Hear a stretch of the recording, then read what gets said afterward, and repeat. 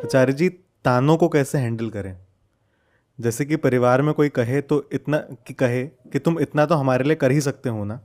अगर ताने कलेश का कारण बन जाएं तो क्या एक साधक को उन कलेशों में पड़ना चाहिए, या ताने और कलेशों की वजह से उसके ऊपरी दिखावा कर लेना चाहिए, या कोई अन्य मार्ग भी है? जिन्होंने पूछा उनका क्या नाम है? लिखा है कुछ? नहीं लिखा। महिला है पुरुष है? कुछ नहीं लिखा। चलो कुछ भी मान लो महिला ही मान लो उनका नाम है सुशीला। ठीक है। अब सुशीला जी कहीं चली जा रही हैं, पीछे से कोई बोले अरे ये नीला तो बेवकूफ है, इनको बुरा लगेगा? क्यों नहीं लगेगा? क्यों नहीं लगेगा बुरा? क्योंकि इन्हें पूरा विश्वास है कि ये नीला नहीं है। पूरा विश्वास है कि ये नीला नहीं है। लेकिन अगर कोई पीछे से बोल दे कि सुशीला बेवकूफ है तो बुरा लग जाता है, क्योंकि आपको विश्वास है कि आप सुशीला हो। आप बात समझ रहे हो कहां को जा रहे हैं? आपको जब पक्का ही पता हो कि सामने वाला जो बोल रहा है उसका कोई संबंध आपसे नहीं है दूर दूर तक भी, तो आपको बुरा नहीं लगता। आपको बुरा लगता ही तब है जब आपको कहीं ना कहीं ये पता होता है, या कम से कम संदेह होता है कि उसकी बात में थोड़ा बहुत तो सच है। आपको बुरा ये नहीं लगता कि उसने आपको कुछ गलत बोल दिया, आपको बुरा ये लगता है कि जो सच आपने छुपा रखा था उसने वो खोल दिया। मेरी बात, अगर किसी को पूरा भरोसा हो कि उस पर जो इल्जाम लगाया जा रहा है, उस पर जो ताना मारा जा रहा है वो व्यर्थ है, तो उसे बुरा लगेगा ही नहीं। तो वही मुझसे बोलो आचार्य जी आप ये अभी अभी जो रशियन भाषा बोल रहे हैं ये अशुद्ध है, तो मैं क्या करूं? मैं एकदम आहत हो जाऊं, मेरा सीना छलनी हो जाए और मैं आत्महत्या कर लूं यहीं पर अभी, क्योंकि तुमने बोला कि मैं जो रूसी भाषा में इतनी देर से बोल रहा हूं वो भाषा अशुद्ध है। मुझे बुरा क्यों नहीं लगेगा? क्योंकि मुझे भरोसा है कि मैं रूसी नहीं बोल रहा भाई। बल्कि तुम 2-4 बार बोलोगे कि आचार्य जी आपकी रशियन ठीक नहीं है, तो हो सकता है मैं हंसने और लग जाऊं, मनोरंजन हो जाए मेरे लिए। कितना फूहड़ आदमी है, देखो कितनी फालतू की बात बोल रहा है, इसके दिमाग का इलाज कराते हैं। लेकिन अगर मैं बोल रहा हूं यहां पर हिंदी, बीच बीच में संस्कृत,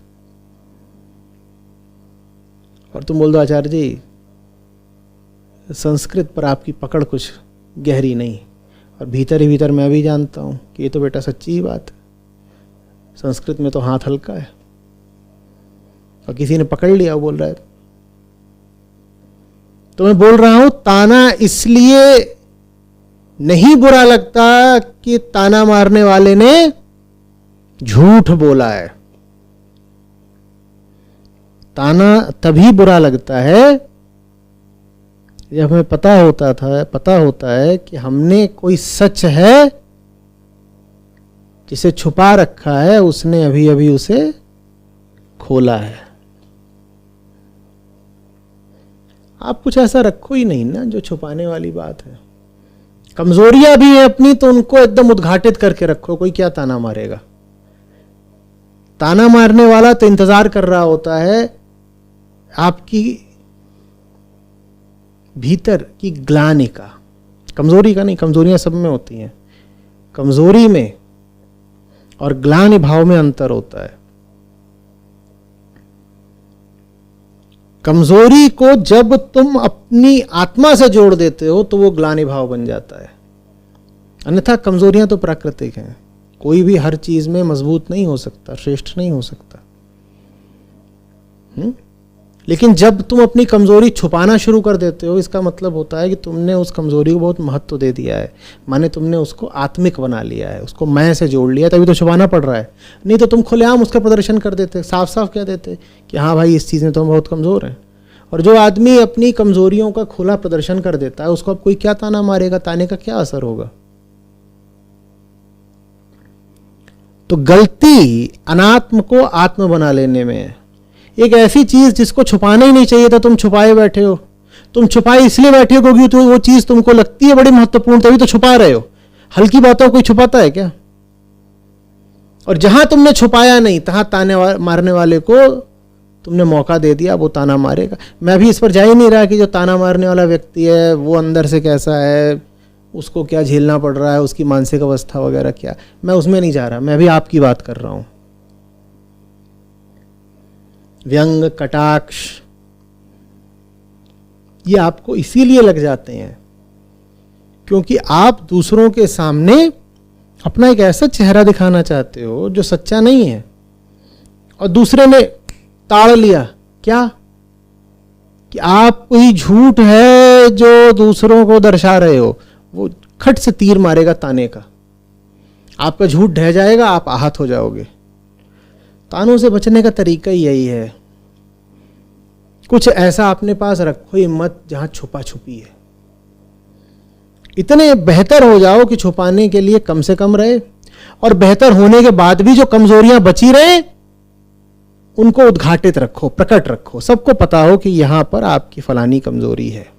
कोई राज नहीं, कोई गुप्त क्षेत्र नहीं, कोई व्यर्थ गोपनीयता नहीं, कोई फुसफुसाहट नहीं।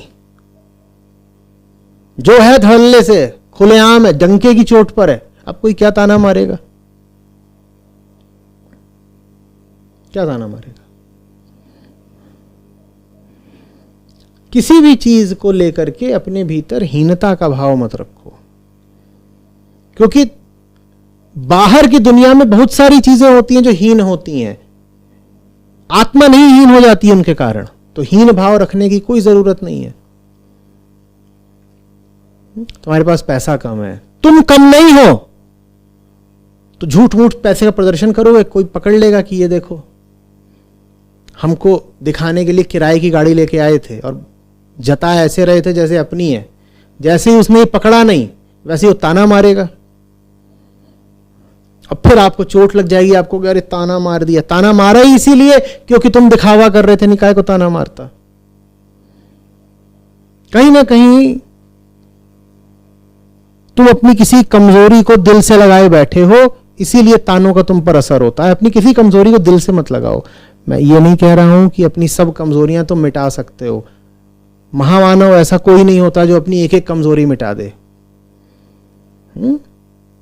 प्रकृतिगत हो तुम, गुण दोष तो कुछ रहेंगे ही, उनको बहुत महत्वपूर्ण मत बना लो। कुछ भी इतना महत्वपूर्ण नहीं होता कि वो तुम्हारी अस्मिता का आईना बन जाए, कि वो तुम्हारी पहचान का पर्याय बन जाए और तुम उसको दबाते छुपाते लुकाते फिरो।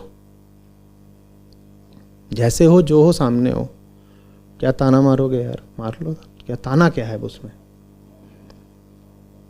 समझ में आ रही बात? ये मेरी बात उन सब लोगों से है जो व्यंग बाणों से जल्दी आहत होते हैं, सबके लिए। फलाने ने व्यंग मार दिया, ऐसा हो गया, वैसा हो गया। नहीं।